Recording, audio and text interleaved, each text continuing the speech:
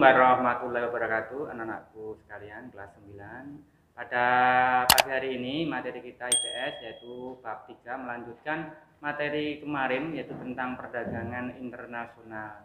Untuk pagi hari ini kita akan pelajari beberapa organisasi internasional di mana organisasi ini memberikan kemudahan dalam perdagangan internasional yaitu adanya pasar bebas. Di antara organisasi itu antara lain satu yaitu Masyarakat Ekonomi ASEAN atau MIA, kemudian AFTA, APEC, MII, dan WTO. Maka untuk itu nanti kalian bisa lihat di video pembelajaran pada pagi hari ini. Nanti akan pelajari tentang latar belakang mengapa organisasi didirikan serta tujuannya. Ya, kalian nanti bisa memahami lebih jauh bagaimana prospek perdagangan internasional dan adanya pasar bebas yang diawali dengan berbagai kesepakatan organisasi internasional tersebut. Kemudian anak-anakku sekalian, apakah sudah siap untuk pelajaran pada pagi hari ini? Kalau sudah siap, kalian simak video pembelajaran ini. Pada kesempatan ini kita akan belajar materi tentang pasar bebas.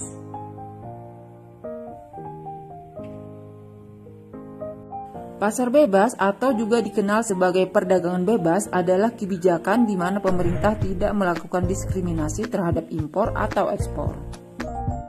Banyak organisasi ekonomi dalam kaitannya dengan perdagangan bebas. Di antaranya yaitu MEA atau Masyarakat Ekonomi ASEAN. Kemudian yang kedua yaitu AFTA atau ASEAN Free Trade Area. Selanjutnya yang ketiga ada APEC atau Asia Pacific Economic Corporation. Yang keempat ada MEE, Masyarakat Ekonomi Eropa atau Uni Eropa. Yang kelima ada WTO atau World Trade Organization. Yuk kita bahas satu-satu tentang kelima organisasi tersebut. Yang pertama yaitu Masyarakat Ekonomi ASEAN. Masyarakat Ekonomi ASEAN dapat diartikan sebagai bentuk integritas ekonomi ASEAN yang artinya semua negara-negara yang berada di kawasan Asia Tenggara menerapkan sistem perdagangan bebas. Lahirnya Masyarakat Ekonomi ASEAN diawali dari perjanjian bersama pada KTT yang diselenggarakan di Kuala Lumpur, Malaysia, yang menghasilkan adanya suatu visi bersama negara-negara di Asia Tenggara, yaitu ASEAN Vision 2020. Kemudian pada KTT ASEAN 2007 di Kuala Lumpur, Malaysia, menyatakan bahwa diberlakukannya Masyarakat Ekonomi ASEAN dimajukan tahun 2015 sesuai dengan Deklarasi Cebu. Masyarakat Ekonomi ASEAN beranggotakan 10 negara yang berada di kawasan Asia Tenggara, yaitu Indonesia, Malaysia, Filipina, Singapura, Thailand, Brunei Darussalam, Kamboja, Vietnam, Laos, dan Myanmar. Adapun tujuan utama Masyarakat Ekonomi ASEAN diimplementasikan melalui 4 pilar utama, yaitu yang pertama yaitu menjadikan Masyarakat Ekonomi ASEAN sebagai kawasan yang memiliki perkembangan ekonomi yang merata. Yang kedua yaitu membentuk Masyarakat Ekonomi ASEAN sebagai kawasan ekonomi dengan tingkat kompetisi yang tinggi. Lalu yang ketiga yaitu menjadikan Masyarakat Ekonomi ASEAN sebagai pasar tunggal dan basis produksi internasional. Kemudian yang keempat yaitu mengintegrasikan Masyarakat Ekonomi ASEAN secara penuh terhadap perekonomian global. Organisasi yang kedua yaitu AFTA, ASEAN Free Trade Area. AFTA dibentuk pada saat KTT ASEAN keempat di Singapura pada tahun 1992. Pada awal AFTA resmi ditandatangani beranggotakan 6 negara yaitu Indonesia, Malaysia, Filipina, Singapura, Thailand, dan Brunei. Namun kemudian menyusul Vietnam pada tahun 1995, kemudian Laos dan Myanmar pada tahun 1997, dan yang terakhir Kamboja pada tahun 1999. AFTA merupakan wujud kesepakatan dari negara-negara ASEAN untuk membentuk suatu kawasan bebas perdagangan dalam rangka meningkatkan daya saing ekonomi kawasan regional ASEAN dengan menjadikan ASEAN sebagai basis produksi dunia serta menciptakan pasar regional bagi 500 juta penduduknya. Selanjutnya, 3 tujuan AFTA. Yang pertama, menjadikan kawasan ASEAN sebagai tempat produksi yang kompetitif. Kemudian yang kedua yaitu menarik lebih banyak foreign direct investment. Dan yang ketiga yaitu meningkatkan perdagangan antar negara anggota ASEAN. Selanjutnya, organisasi yang ketiga yaitu APEC, Asia Pacific Economic Corporation. APEC dibentuk pada tahun 1989 di Canberra, Australia, yang diprakarsai oleh Perdana Menteri Australia Bob Hawke. APEC adalah forum ekonomi untuk meningkatkan kerjasama dan liberalisasi perdagangan yang meliputi semua ekonomi besar yang ada di wilayah Asia Pasifik. Selanjutnya, tujuan didirikannya APEC.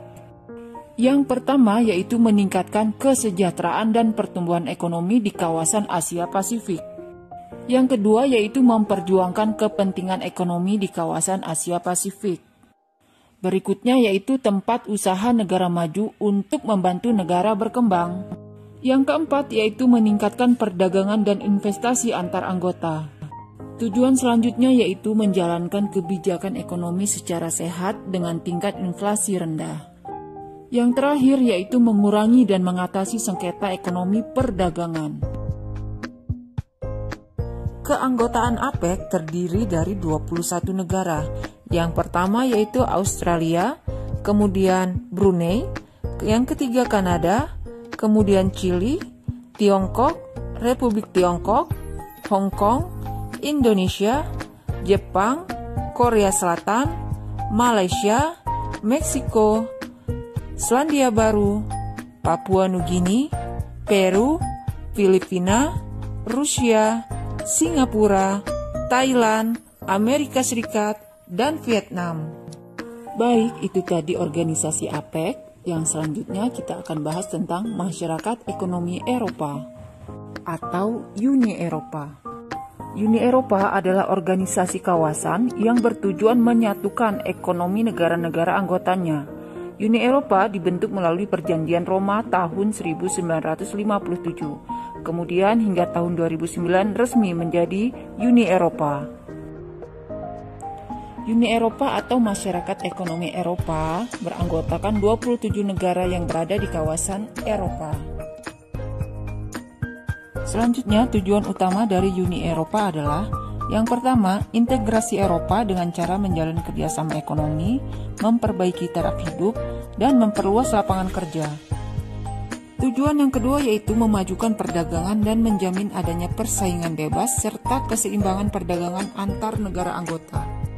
Selanjutnya yang ketiga, menghapuskan semua rintangan yang menghambat lajunya perdagangan internasional. Dan yang keempat yaitu meluaskan hubungan dengan negara-negara selain anggota Uni Eropa. Selanjutnya, organisasi yang terakhir yaitu WTO, World Trade Organization. WTO merupakan satu-satunya badan internasional yang mengatur masalah perdagangan antar negara.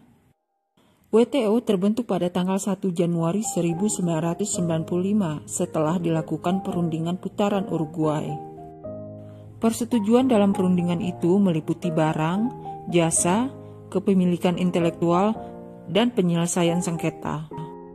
Anggota WTO saat ini lebih dari 150 negara dengan 117 negara diantaranya negara berkembang.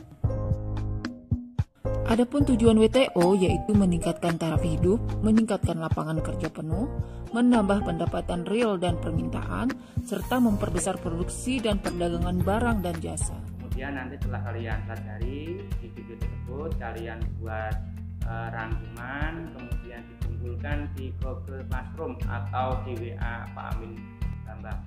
Demikian video pembelajaran kita pada pagi hari ini kita akhiri. Terus semangat belajar, jaga kesehatan. Wassalamualaikum warahmatullahi wabarakatuh. Nulis sekarang.